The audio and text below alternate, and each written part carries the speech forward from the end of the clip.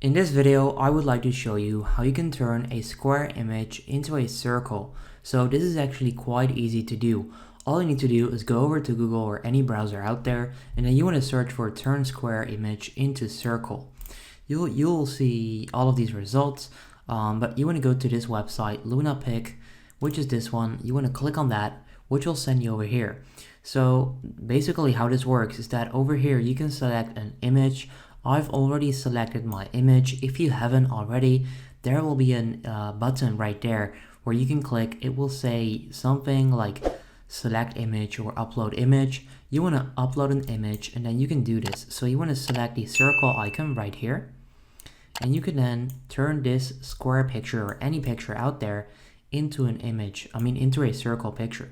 So just like that, I now have my image. Click on crop image right there, and there we go. So this is now a circle.